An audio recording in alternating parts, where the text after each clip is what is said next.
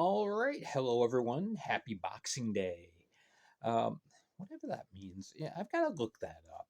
I never really understood what Boxing Day was.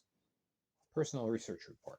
Okay, so today is Stars and Standings. Plus, I got a game preview for tonight's game, the lone game taking place. Excuse me. But as we look at the standings first, yeah, you'll notice the big change on top of the Continental Division, and that is the Carolina Thunderbirds perched on top by virtue of their 6-3 victory over Columbus this last weekend. Yeah, they are now 3 points ahead, 44 points to Columbus's 41. And so, yeah, a very impressive record of 16-3. Um, Mississippi, of course, was idle this last weekend, although they're playing tonight. We'll talk about them in a bit. And so they did not lose their place in the standings. Port Huron was not able to jump over them. Of course, they only gained 1 out of possible 6 points in Danbury this last weekend. So Port Huron is still in that 4th spot. Maybe this week they can make a little noise. We'll see. Baton Rouge and Blue Ridge at the moment are the two teams kind of on the outside looking in. So we've seen them struggle, but we've also seen some progress at times as well. Big thing is Blue Ridge has got to figure out how to get some pucks in the net. Being held without a goal now for what is it? Two games.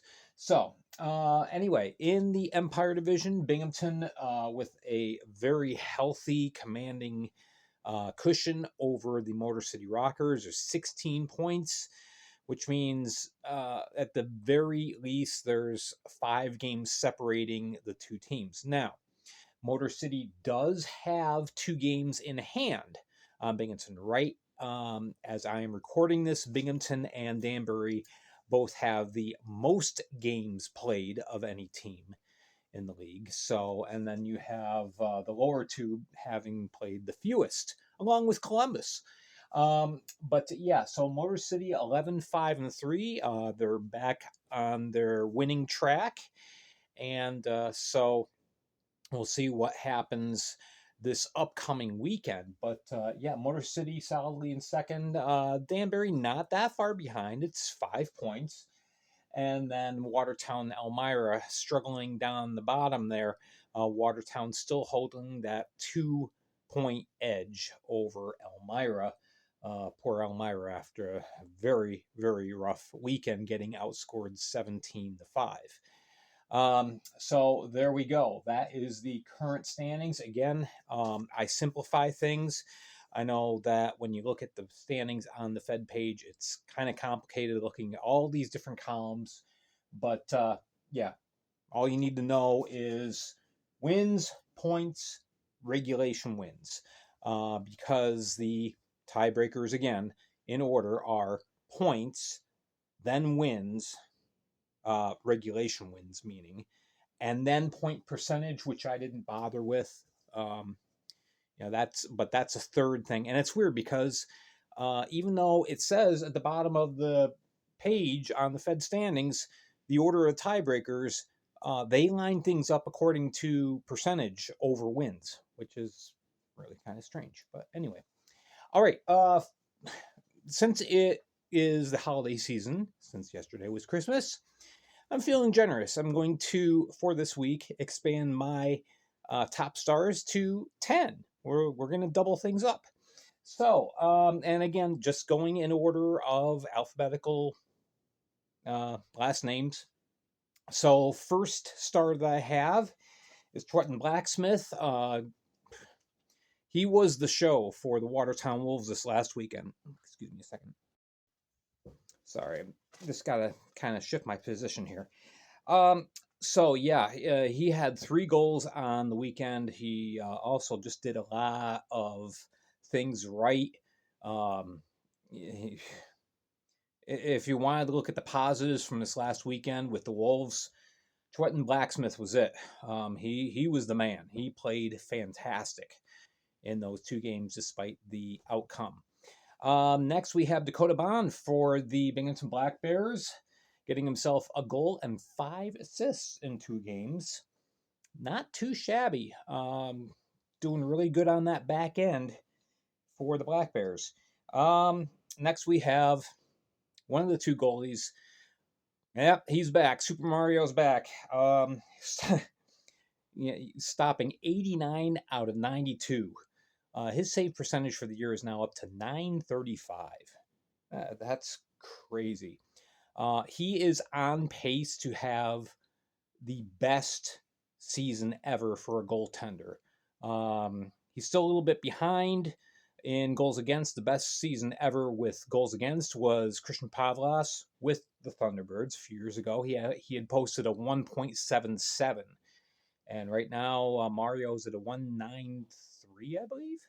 So 193 or 195. Anyway, so yeah, Cavalier, definitely a star. Next we have, I can't read my own writing. Oh yeah, well, TJ Delaney. Nice weekend for him. 4 goals in the 1 game. And he also had an assist in the other game. So that was very nice for him. And so, yeah, one of the many, well, we have 3 rockers on this list. But yeah, he's the first. Second one being Nicholas Miguel Diaz. Yeah, 2 goals, 3 assists in the 2 games. Again, great performance for a defenseman. Number 6 is Connor McCollum from the Danbury Hat Tricks. Had a shutout plus another good win in an overtime game. Saved 54 of 57. Earned himself 2 wins. So nice weekend for Connor. Then we had his teammate Jacob Ratcliffe, who over the course of the weekend put in 2 goals, 3 assists. And he had the 2 goals the 1 game, 2 assists the next game. So I'm sorry, reverse that. 2 assists the first game, 2 goals in the second game. All right. Then we have number 8 is Cody Rogers from the Elmira River Sharks, one of the few bright spots for the team. He had 3 goals all on the power play, which was very nice. So good on Cody. Number 9. Yeah, there was a lot of good performances this last weekend. That's why I thought, I can expand this to 10. Jan Salak. It's not just been this past weekend. Last month, he's been just insane for the Thunderbirds. And Salak, 2 goals in both games, so 4 goals altogether, plus an assist. And boy, he's just firing on all cylinders. And then finally, we have the last Motor City Rocker. That's TJ Sneath. And he ended up with 3 goals and an assist. So very nice on him. I'm going to shift for a little bit. My apologies. I'm just having a lot of problems with my back today. All right. So finally, I want to talk about, I know we got some light here. I want to talk about the game tonight. And that is the Baton Rouge Zydeco taking on the Mississippi Seawolves again. Yeah. What was it? Mark Robinson from the 2 Minutes for Roughing podcast said Baton Rouge is taking up residency in Biloxi for the next month. So and it's not far from the truth. Every game Baton Rouge plays over the next 4 weeks is in Mississippi. So whatever. Okay, so this is where the rubber meets the road for the Zydeco. We really find out what they're made of. At this point, the next 18 games in a row are on the road. Of course, we've mentioned about the 7 in a row against Mississippi. Right now, they're 5-13-1. They've played 1 road game. So we're going to find out exactly how deep this team is. And meanwhile, Mississippi, they are 8-10-1, as we mentioned before, in third place, and looking to really getting themselves going. These two teams are playing each other 21 times this season, which we're not going to get into the whole schedule thing. But this is really a prime opportunity for either team to make some noise in the Continental Division, because obviously Carolina and Columbus are just way ahead of everybody else. So we will see what happens. I mean, these teams draw even, or does one team take a big advantage? So far in 6 games previously, Mississippi has won 4, but the scoring has been pretty tight. In the games combined so far, Mississippi is outscoring Baton Rouge but only by 4 goals. It's 28-24. So these could be some interesting games. In the last 10, Mississippi is 4-5-1. They lost their last 2. Baton Rouge. I'm sorry, I have that backwards. Baton Rouge is 4-5-1 in their last 10. Losers are the last 2. Mississippi won the last time out. They're 4-6 in their last 10. So both of these teams really need to get going. Leading scorers, MJ Graham for the Zydeco. 8 goals, 11 assists, 19 points, which is an average of 1.1 points per game. And, of course, for Mississippi, you've got Liriakos leading the league. 18 goals, 25 assists, and 43 points. That's an average of 2.4 points per game. That's just incredible. Goaltenders probably will be Greg Hussey, who's 5-7-1, a 421 goals against, 901 save percentage. And right now, Mississippi is down to Blake Wayrick and Anthony D'Aloisio. I think Wayrick may start on Tuesday. Being that the teams play 3 times during the week, I'm thinking Wayrick will get 1 start, D'Aloisio will get the other 2. So anyway, Wayrick is 2-1, a 2.24 goals against, and a 946 save percentage in a limited role.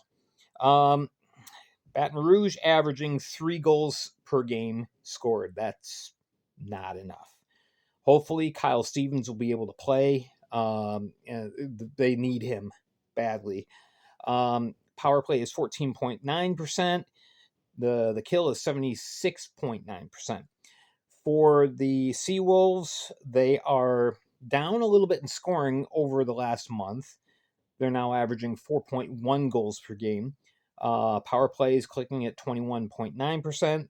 The penalty kill is successful 78.4% of the time. So, again, some doors can open up for either of these two teams, depending on what happens over the next month.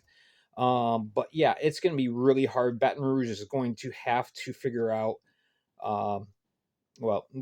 playing on the road is a new experience for them. I mean, they've had one road game so far, 1 or 2 at the most.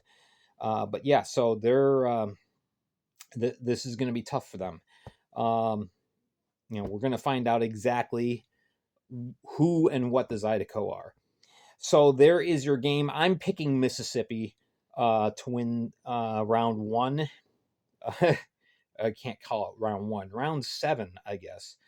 So yeah, and then after Tuesday's game, that'll be a third of the game that the two teams play against each other, and we'll see what happens the rest of the way. All right, there we go. There is your Boxing Day video. Normally, I work on Tuesday, but have today off. So, not because of Boxing Day, but nonetheless, there you go. So, let me know what you think. Leave comments down below. Make sure to hit like and subscribe as well. Also, make sure you're following me on Spotify and on Facebook as well. Thank you so much for tuning in, and we will catch you guys later. Next YouTube video will be New Year's Eve, I believe. All right, thanks a lot. We'll see you guys later.